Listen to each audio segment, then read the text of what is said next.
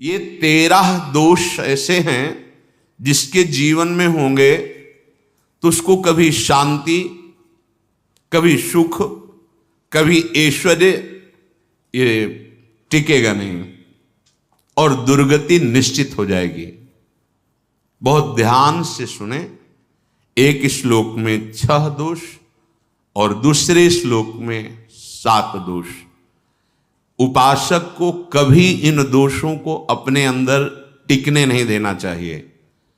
और जो संसार के मार्ग में चल रहे, अगर इन दोषों में चलेंगे तो हुआ जो आपके पुण्य कर्मों से ऐश्वर्य है भी वो नष्ट हो जाएगा। आप दुख, चिंता, शोक से ग्रसित होकर बड़ा दुख में जीवन व्यतीत करेंगे और आपकी गति बिगड़ जाएगी, दुर्गति हो जाएगी। विकत्थनः स्पृहायुर्मनस्वी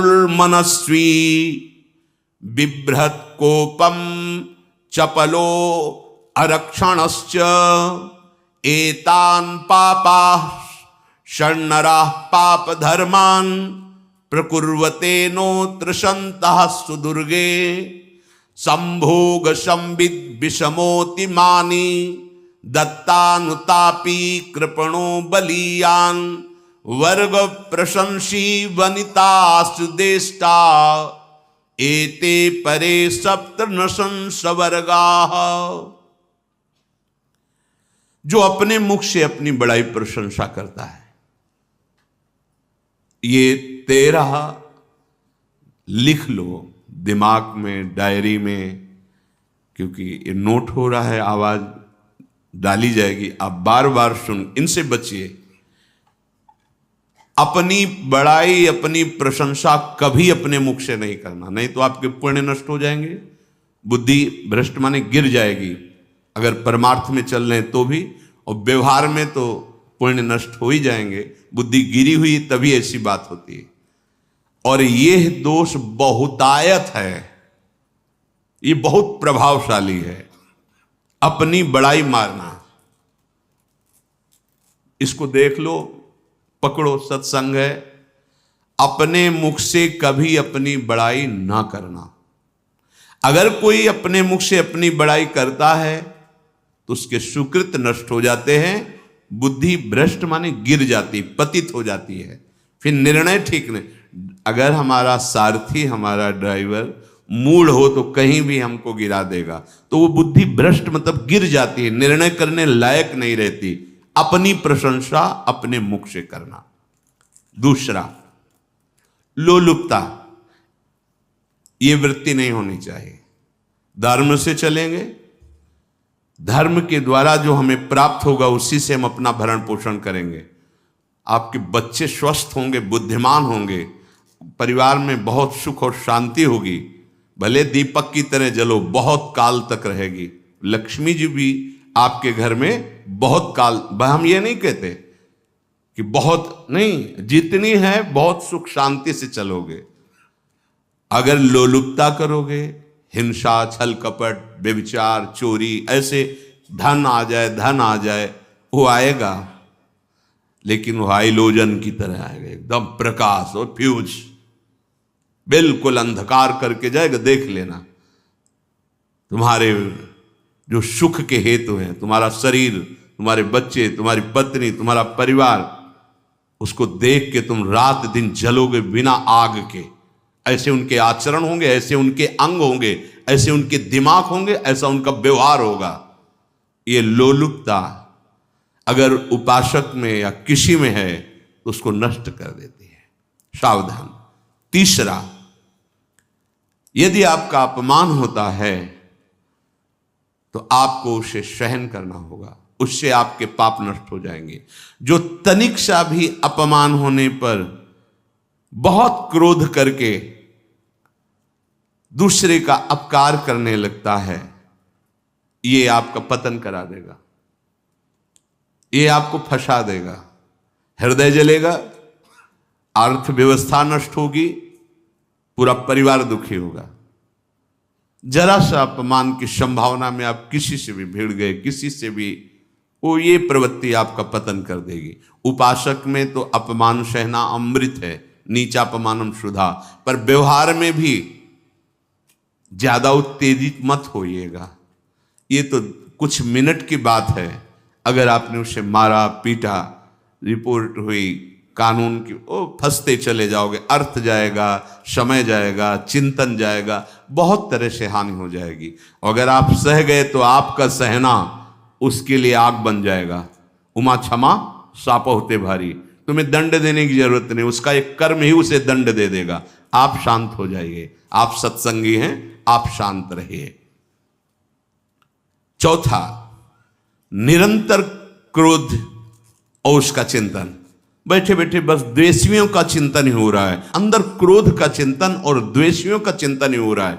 द्वेष भरी बातें, द्वेष भरे क्रियाएं, उन्हीं का चिंतन करके जलते रहना क्रोध से। उपासक को तो क्रोध करना ही नहीं चाहिए, बहुत शांत। ठीक है, अभ्यास में कभी क्रोध हो सकता है, उसको फिर समन करो, अंदर से प्रायश्चित जैसा कि अब गलती हुई, आगे नहीं करेंगे। और व्यवहार में भी क्रोध को आप पीना सीखें। अगर बार बार आपका क्रोध प्रकट होता ही रहेगा, आपका स्वभाव बिगड़ जाएगा, आपके पुण्य नष्ट हो जाएंगे और आपका जीवन नष्ट हो जाएगा। देने वाला उतना दे देगा आपको, आनंदित रहो। पैसा खर्चा, सब पूरे जीवन का विध्वंस मचा दिया क्रोध ने। कहीं भी आप देखो, किसी से क्रोध करके देखो, फिर देखो तुम्हारा भजन चल रहा है, तुम्हारी वो आनंद वृत्ति है नहीं, जलोगे और वो जलन और गुस्सा दिलाएगी और वो बैठे बैठे जलो नहीं। ये क्रोध जो है, ये चाहे व्यवहार में हो चाहे परमार्थ में, दोनों की हानि करने वाला है। और आश्रित जनों की रक्षा ना करना। अगर कोई भाग कर आपके पास आ गया है, कोई पशु पक्षी या कोई मनुष्य, आपको चाहिए कि अब चाहे हमारे पहले प्राण जाएं, उसकी रक्षा करेंगे। सीवी जैसे तो कोई बिरले ही होते हैं, पर इतना जरूर ध्यान रहे, जैसे कोई पशु पक्षी किसी भय से आपके सीमा के अंतर्गत आ गया है, अब उसकी रक्षा करनी है आपको। अगर आप स्वयं मार देते हैं या मरवा देते हैं, यह आपके सुकृत नष्ट कर देगा, यह आपकी दुर्गति का कारण बन जाएगा।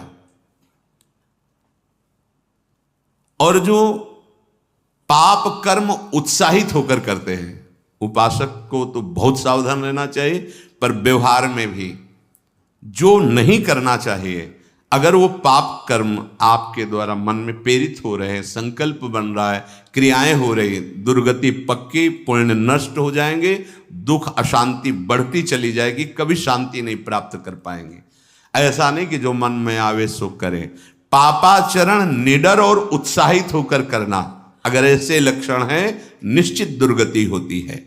ये 6, अपनी बहुत बड़ाई करने वाला अपने मुख से, लोलुपता, तनिक से अपमान में सहन ना करने वाला, निरंतर क्रोधी और आश्रित जनों की रक्षा न करने वाला, और निडर हर्षित होकर पाप कर्म करने वाला। दूसरे श्लोक में 7 है, 6 ये 7।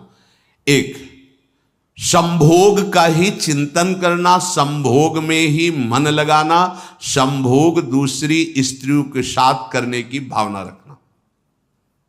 संभोग, पहला है संभोग। रात दिन बैठे बैठे बस यही चिंतन करना, गंदी बातों का, गंदी बातें देखना, गंदी बातें सुनना, गंदी बातों का चिंतन करना। फिर अन्य माताओं बहनों के प्रति काम दृष्टि से देखना, कोई आ जा रही है तो दृष्टि से, काम भाव से देखना, भोग बुद्धि से देखना, निश्चित पुण्यनाश दुर्गति। बड़े बड़े उदाहरण इतिहास में हैं जिन्होंने ऐसा दृश्य नेत्रों से देखने की चेष्टा की, मन में संकल्प किया भोगने का, नष्ट हो गए, चाहे वो कितने बड़े प्रतापी हो। ये दुर्योधन कोई साधारण थोड़ी है, भगवान व्यासदेव जी के द्वारा ही तो लो, भगवान व्यासदेव जी ही इसकी उत्पत्ति का कारण है। आप देखो, इतने महान पुलस्त जी ही उत्पत्ति का कारण है रावण की। बस यही ऐसे दोष हैं जिनके कारण जीव नष्ट हो जाता है। ठीक है, धर्मयुक्त काम भगवान ने आदेश किया है, आपका पाणिग्रहण संस्कार हो गया है, संतानोत्पत्ति की भावना से कुछ पवित्र तिथियों का त्याग करते हुए चर्चा में हुई है। एक नियम है, एक आदेश है शास्त्र का। आप बहुत काम प्रवृत्ति वाले हैं तो प्रत्येक मास में जब माताएं बहनें पवित्र हो जाती मासिक धर्म से, तो जिनका पाणी ग्रहण आपने किया, जो पत्नी स्वरूप है, वो ठीक है। वहां भी बार बार के लिए व्यभिचार प्रवृत्ति के लिए शास्त्र आदेश नहीं करता, संयम पूर्वक, और उसका चिंतन नहीं करना। पाणी ग्रहण संस्कार है, घर में विराजमान है, एक संयम एक नियम के अनुसार उसका चिंतन तो फिर भ्रष्ट कर देगा। चिंतन प्रभु का करना है, चिंतन प्रभु की सेवा जो आपके कर्तव्य, इसके चिंतन से बचो। घातक है, बहुत बड़ा जहर है। अगर विषय चिंतन होने लगा तो मरोगे, जिंदा जलोगे, दुर्गति भी होगी। ये अंदर की जो आग है ना, कामाग्नि, ये इतनी बढ़ती चली जाएगी, तुम्हारे होश खराब हो जाएंगे कि मुझे क्या करना चाहिए क्या नहीं करना चाहिए। कोवा मदांधो मदनातुरोमा, अंधा हो जाएगा, नहीं दिखाई देगा अनुजा तनुजा क्या है कौन है, कुछ नहीं, भ्रष्ट बुद्धि। संभोग का चिंतन नहीं। धर्मयुक्त काम आदेश है शास्त्र में। यदि आप प्रवृत्ति मार्ग में हैं तो अपनी पत्नी को जो पाणी ग्रहण स्वीकार किया है, वहां भी पवित्र तिथियों का त्याग करते हुए, एकादशी है, रामनवमी है, नव दुर्गा है, जन्माष्टमी है, राधाष्टमी, जो पवित्र तिथियों का त्याग करते हुए और ऐसे जो मर्यादाएं हैं उसके अनुसार, और कहीं पराई स्त्री के साथ संभोग की बात निश्चित दुर्गति पक्की है। ऐसे ही माताओं के लिए है, स्त्री शरीर के लिए है। यदि वो ऐसी गलत चेष्टा तो पतिवंचक परपति रति करही, रो नरक कल्पसत परही। ये भोग चिंतन से बचने की चेष्टा कीजिए तो क्रिया से अपने आप बच जाएंगे। क्रिया के पहले चिंतन होता है, चिंतन से ही क्रिया का आवेश आता है। चिंतन संभालिए, इसी से भगवत प्राप्ति होती है, चिंतन से, और इसी से दुर्गति भी होती है। अनन्यश्चिन्तयन्तु माम, भगवान चिंतन कह रहे मेरा करो, कर्तव्य कर्म मेरे को समर्पित करो। अब जब चिंतन संभोग का होगा तो बुद्धि भ्रष्ट हो जाएगी। ये जो राक्षसी प्रवृत्तियां सुनने को मिलती है ना, कि ऐसा हुआ, वो देखा सुना और चिंतन किए, अब इतनी राक्षसी वृत्ति आ गई कि बस अब उनमें और राक्षसों में कोई अंतर नहीं रह गया। दूसरा, विषमता रखने वाला, सबके साथ बर्ताव ऐसा कि मैं बहुत श्रेष्ठ हूं और दूसरे सब नहीं, ऐसा व्यवहार नहीं। सब भगवत स्वरूप हैं, समान व्यवहार। जैसे आपके भोजन है तो जो आप पा रहे हो वही सबको दीजिए, बैठने की व्यवस्था, उठने की व्यवस्था, क्रम बाई क्रम, पर उसको भी नीच भाव से मत देखिए। उस कोटि का उसको प्यार दीजिए, दुलार दीजिए, सम्मान दीजिए। इतनी विषमता न फैलाते रहें अपने जीवन में कि आप सबके निंदा के पात्र बन जाए। विषमता नहीं, सबको प्यार। हाँ ठीक है, पुत्र का अलग प्यार है, भाई का अलग प्यार है, पिता का अलग प्यार है, पर हमारा व्यवहार प्रीति युक्त होना चाहिए, विषमता भरा नहीं होना चाहिए। अगर हमारे चित्त में विषमता ही रही तो संसार है, प्रभु नहीं है। जीत विषम संसार कीर्ति जग बिस्तर है। जो विषमता पर विजय प्राप्त कर लेता है वही भगवत प्राप्ति का अधिकार। ये विषमता बहुत बड़ी हानि है। तीसरी बात, अत्यंत मानी होना। जहां आपके प्राण कमजोर होंगे, पुण्य नष्ट होगा, आयुश्री सब नष्ट होना है, ऐसे आचरण करवाएगा गुरुजनों के साथ, महापुरुषों के साथ। ये बहुत नीच प्रवृत्ति है। अत्यंत मान प्रियता, मुझे सम्मान मिले, उत्तम प्रवृत्ति है। सबको मान देना, स्वयं अमानी रहना। चौथा, दान देने की बात कह के मुकर जाना या दान देकर पश्चाताप करना। दे दिया है, बहुत जल रहे हो, दूसरे से वार्ता कर रहे हो कि पता नहीं क्या यार बुद्धि में हो गया, हमने उसको इतना कहा था, उतना दे दिया, क्यों दे दिया, ऐसा, मतलब अंदर चिंतन करना, क्यों दे दिया तो दिया। इसके बाद जो आपका जलन हो रही, पश्चाताप, सुकृत नष्ट हो रहे हैं। दान देकर पश्चाताप करना या दान देने की बात कह के मुकर जाना। जैसे आपने कह दिया आपको इतना इतना ऐसा, अब आप मुकर गए, ब्याज सहित तुम्हें देना होगा, ये तुम्हारी दुर्गति का कारण बन जाएगा। ऐसे ही नहीं बोलना चाहिए, बहुत होश से। वाणी एक अमोल है, जो कोई बोले जान, ये तराजू तौल के तब मुख बाहर आन। पांचवा, अत्यंत कृपण होना। ना परिवार को सुखी कर पा रहा, ना अपने को सुखी कर पा रहा है। एक एक सिक्का बैंक में जो मर गया। धन की वास्तविक गति यही है कि अपने परिवार को खूब उसकी अनुकूलता प्रदान करो, उसमें से कुछ हिस्सा किसी ऐसे को जिससे तुम्हें बदले में कुछ लेने की भावना ना हो। कोई साधु महात्मा, गाय, पशु पक्षी, किसी भी जीव बीमार है शरीरधारी, उसके जिससे कुछ कभी लेने की भावना ना हो, एहसान की भावना ना हो। सो धन धन्य प्रथम गति जाकी, धन्य हो गया उसका धन। अब वो कृपण का धन किसी काम में ना स्वसुख, ना परिवार के सुख, ना धर्म कार्यों में, व्यर्थ जीवन चला गया। उसी धन का चिंतन करना, उसी का संग्रह करना और उसी की रक्षा करते करते शरीर छोड़ देना, तो चिंतन बिगड़ गया।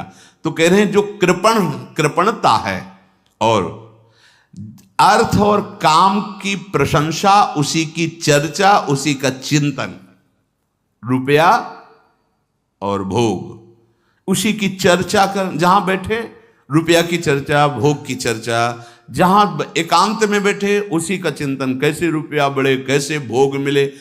और अगर अवसर मिला तो रुपया अधर्म से आवे चाहे धर्म से, उसको इसकी कोई परवाह नहीं। भोग चाहे धर्म से हो चाहे अधर्म से, जिसका अर्थ और काम भोग ही चिंतन है वो धर्म नहीं। जिसका धर्म चिंतन का विषय है तो अर्थ और काम भी ऐसा होगा जो मोक्ष प्रदान करने वाला हो। धर्म, अर्थ, काम, मोक्ष।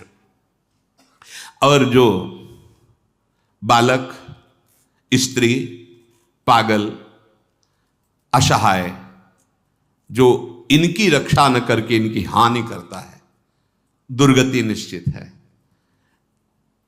माना आपकी पत्नी है, उसका स्वभाव बिगड़ा हुआ है, क्रोधी है, कटु वचन बोल, लेकिन आपके ही प्रारब्ध के लिए, माना आपका पति ऐसा स्वभाव वाला, पर आपके ही प्रारब्ध से तो संयोग बना है आकर, अब इसका निर्वाह कर ले जाओ तो पवित्र हो जाओगे दोनों। और अगर झगड़ा और लड़ाई और मारपीट और कहीं हिंसा आदि के रूप में उतर गए तो फिर और करनी बिगड़ गई। बालक है, आप उसको ज्ञान नहीं कि आप पवित्र है, क्या आप पवित्र है, उसको ज्ञान नहीं कि आप उसके साथ व्यवहार अच्छा कर रहे हैं कि बुरा कर रहे हैं। रक्षा करनी है आपको, शोषण नहीं करना। कह रहे हैं स्त्री, बालक और पागल, जैसे विक्षिप्त है, पागल है, आपको रक्षा करनी है। बन जाए तो उसको भोजन, ऐसा नहीं कि ईंट मारो, उसको अपमानित करो। उसकी बुद्धि खराब है, प्रारब्धवशात खराब हो गई है, तो शास्त्र आज्ञा करता है स्त्री, बालक, जैसे पागल, विक्षिप्त आदि हैं, असहाय है, असमर्थ है, बूढ़ा है, वो आप सेवा भी करो तो वो गाली दे सकते हैं, उनकी बुद्धि बिगड़ गई। आपको उनको दंड नहीं देना, मारना नहीं है आपको। मान लो आपके बड़े बूढ़े बुजुर्ग जन हैं, आप सेवा भी कर रहे हो तो आपको कटु वचन बोल सकते